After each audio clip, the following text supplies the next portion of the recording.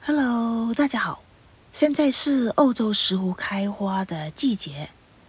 各种各样的欧洲石斛都开花了。今天就跟大家分享我几棵正在开花的欧洲石斛。首先来看一下这一棵，这棵石斛兰每年都开花，我养了大概有4-5年吧，很长时间了。每年都开花，它的花特别的香，非常浓郁的一种香味，花非常的美，但是不能把它搬到室内，因为它的花香太浓郁了，放屋里几分钟的话就会熏得头晕脑胀的，只能把它放在室外。它的花期也非常的长，大概有差不多2个月的时间吧，花量也非常的多。再来看一下另外的一棵欧洲石斛，这棵欧洲石斛开出来的花跟刚才那一棵又不一样。第一棵的花非常的小，而这一棵呢，它的花是比较大，而且下面那2片花瓣呢，这棵花的花瓣是平的，第2棵的花瓣长而尖，往下长的，像一个弧形一样，花也是有花香的。再来看一下第3棵，这棵的花比第1棵的花还要小，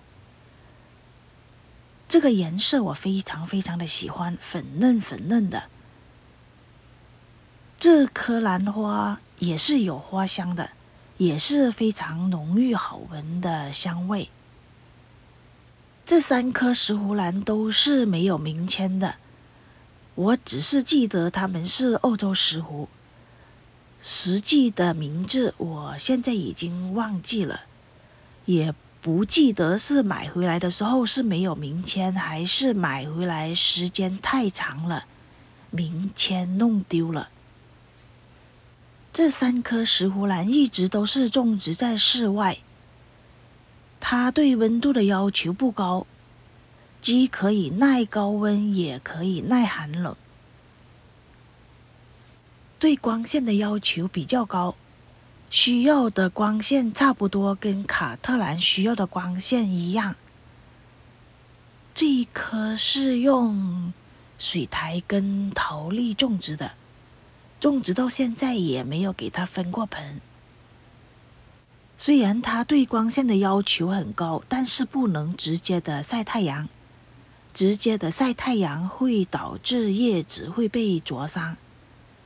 我之前有尝试过，把它放到有太阳的地方，1-2天叶子就被晒伤了。欧洲石斛是一种非常容易种植，也非常容易开花的石斛兰之一。在种植上，只要有明亮的闪光，足够的水分，加上在秋天有一段温差的话呢，它就自然而然的会开花了。欧洲石斛在冬天不需要给它控水，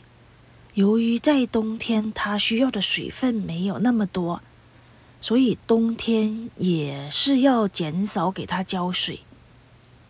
在冬天，这些欧洲石斛我是1个月才给它浇1次水，冬天不需要给它施肥。这3棵欧洲石斛，您喜欢哪一棵多一些呢？